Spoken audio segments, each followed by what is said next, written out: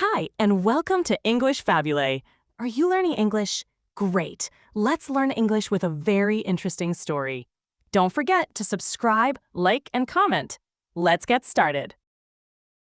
In early January 2026, the streets of Iran exploded with protests.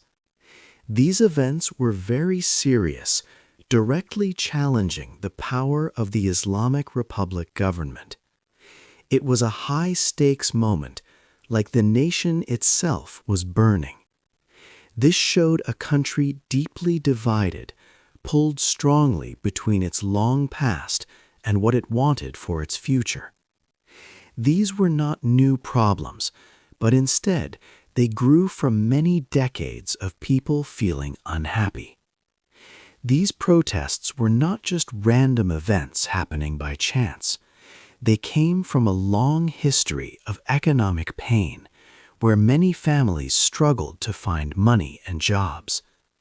There was also a strong social division among the people and a deep political frustration with the leaders. The government's way of stopping these protests follows a familiar pattern, one they have used many times before.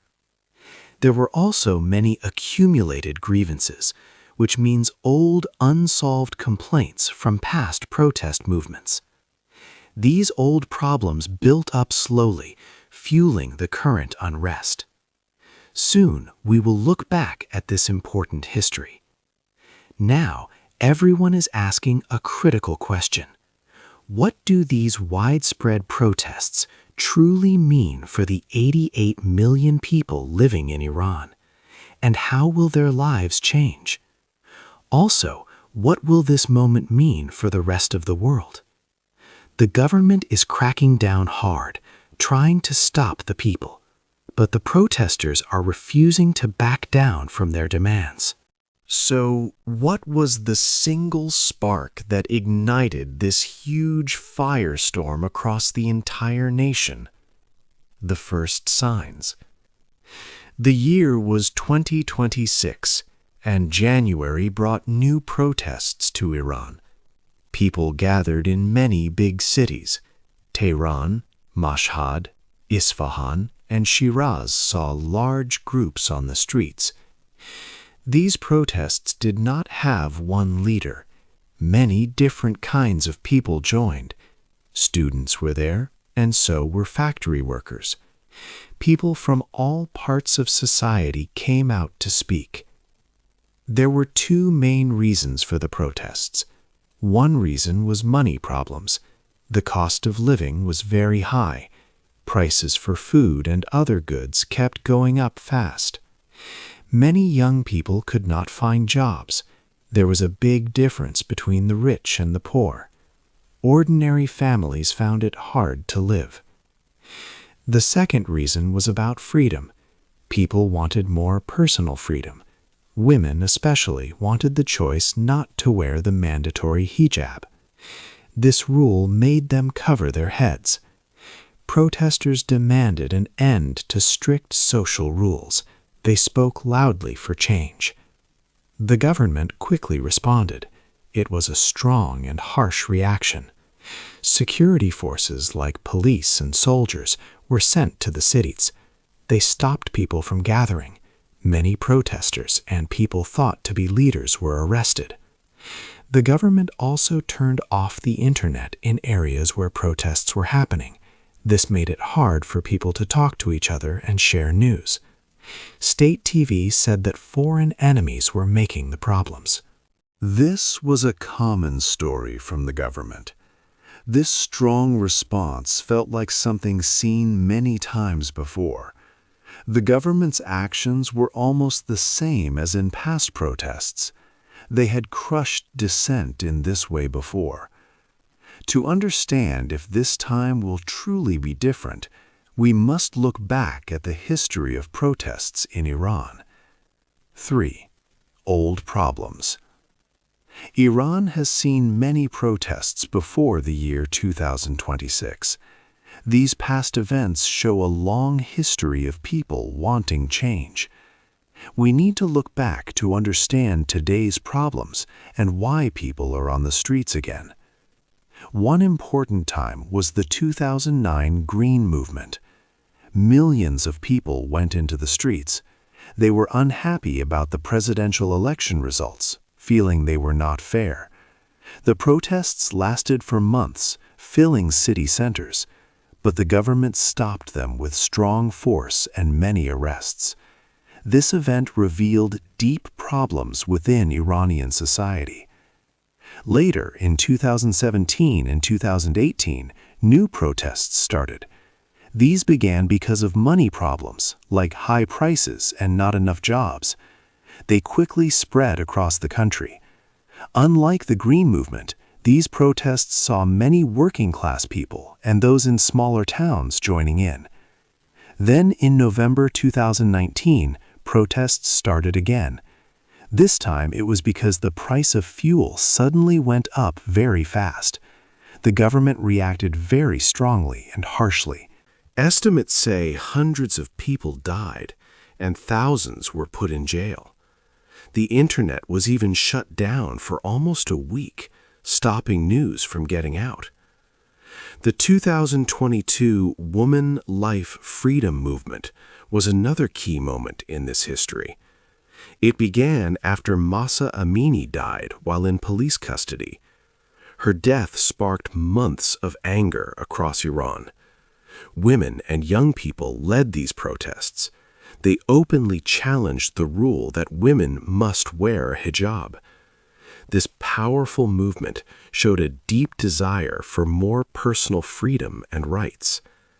Each of these movements was eventually stopped by the government's power, but they did not disappear completely from people's minds.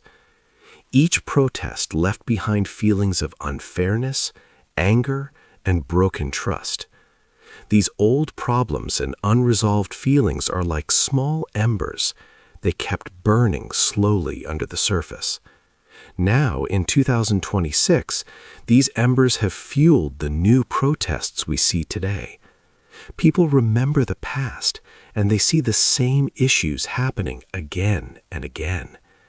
While people are angry about politics and social rules, which are visible flames, there is a much bigger, hidden problem. This deeper issue affects every single citizen's daily life. It is the country's broken economy. Iran has a lot of oil wealth, but many of its people are poor and struggle to live.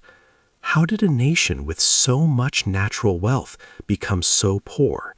4. No money. Iran has much oil and gas. It is rich in natural resources. But most Iranian people are not rich. They face many money problems every day. This is a strange situation for a country with so much wealth. Prices for food and other important things go up very fast. This is called inflation. People's money buys less and less. Many young people cannot find jobs, even after university. About 60% of Iranians are under 30 years old. Many feel sad and without hope, often trying to leave the country for work. There are 3 main reasons for these money problems. First, other countries put strong rules called international sanctions on Iran. These rules stop Iran from selling its oil easily and getting money from global banks. This has greatly hurt the country's income and made trade hard. Second, there is much corruption inside Iran. Powerful people use their positions to get rich. They take money that should help everyone. This makes the gap between the rich and the poor much bigger and creates anger. Third, large businesses, like those owned by the Islamic Revolutionary Guard Corps, IRGC, control much of the economy. The IRGC is a military group, but it also owns many companies in building and other areas. These businesses operate with few rules or public oversight. This means a few powerful groups get richer while common people struggle. People see rich families living in big houses and driving expensive cars. These are often families of officials. Meanwhile, many ordinary Iranians cannot afford basic necessities. This unfairness makes people very angry. It creates a deep wound in Iranian society. This big difference has split the country. The older people remember the revolution, but the young people only see a failed future. Young and old. Iran today has a big difference between its young people and its old people. This gap affects how everyone sees their country and its future. Older Iranians remember the 1979 revolution. They lived through the long war with Iraq from 1980 to 1988. For many of them, the current system brought an end to old problems and foreign influence. They saw great sacrifices made to build today's Iran. They value stability and peace, even with the problems the country faces. But young Iranians, who are the majority, have no memory of the revolution or the war. They grew up after these big events. They judge Iran not by its past, but by their hopes for the future. Many of them are well educated, going to universities. Yet they find it hard to get good jobs or build the lives they want. They often feel stuck and that their talents are wasted. These young people are connected to the world through social media. They see how young people live in other countries with more freedoms and opportunities. This makes them question why their own country has so many rules. They want more personal freedom, less control over their daily lives, and a better economy. Women play a very important part in this challenge. For them, the fight for freedom is a daily struggle. Laws like the mandatory hijab, which tells women what to wear, are a big issue. Young women often challenge these rules, showing their desire for control over their own bodies and lives. The act of removing a headscarf in public, as seen in recent protests, is a powerful message. It shows a deep wish for change and to decide their own future. These social rules and restrictions are not just old traditions. They are enforced by a special and strong political system. This system is made to keep total control over everyone's lives. But who really makes the big decisions and pulls the strings in this system? 6. Who is in charge? Iran's political system is a mix of old religious rules and newer democratic ideas. It is not like many other countries, and understanding it helps explain why things are difficult for protesters. The highest power belongs to the supreme leader. His name is Ayatollah Ali Khamenei, and he has been in this role for a long time. He is not chosen by the people's vote. Instead, a special council of religious leaders picks him. The supreme leader holds final power over many important parts of the country. He controls the armed forces, decides who leads the courts, and guides what state television reports. He makes big decisions about Iran's direction and future. This power comes from a religious belief that says a top religious expert should lead the nation. Iran also has elected leaders, like a president and a parliament, which is called the Majlis. People vote in these elections. But the power of these elected officials is limited. They cannot always make the big changes that many people want to see. This is because their authority is less than that of the supreme leader and other unelected bodies. One such unelected body is the Guardian Council. This group has 12 important judges. Their main job is to check all laws to make sure they follow Islamic rules. Even more importantly, they decide who can be a candidate for president or parliament. They can stop many people from running for office, even thousands, if they think those people are not suitable. This control over who can run means that voters often have limited choices, making true democracy feel very difficult to achieve. Then there is the Islamic Revolutionary Guard Corps, known as the IRGC.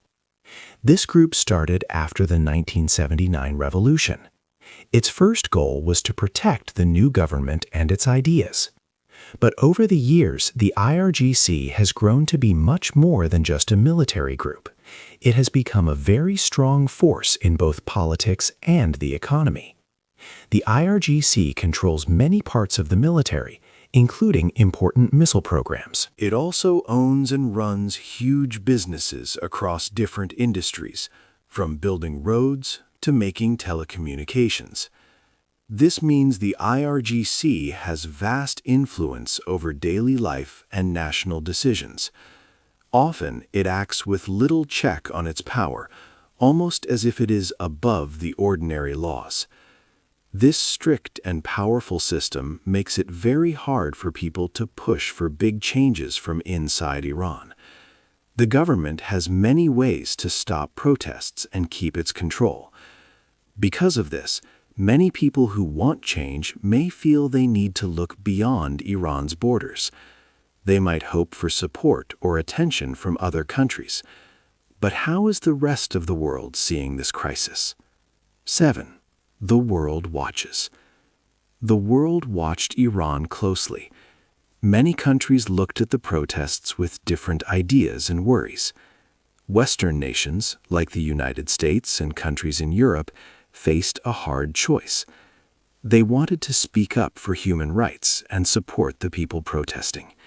They often said that violence against protesters was wrong.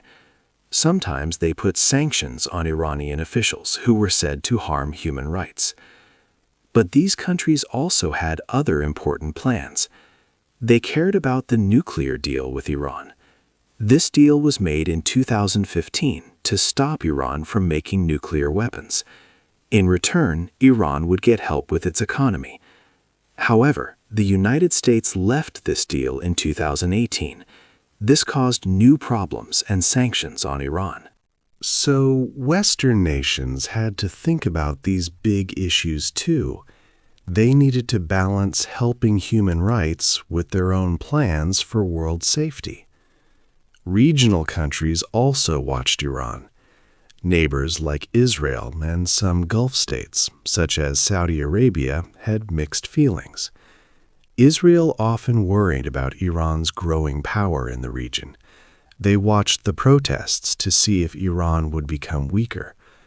Some Gulf states also hoped for changes in Iran that could make their own region more peaceful, or at least change the power balance. Inside Iran, the government told a different story.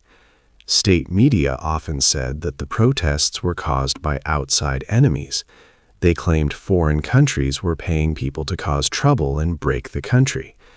They tried to stop people from seeing real news by cutting off the internet in many places.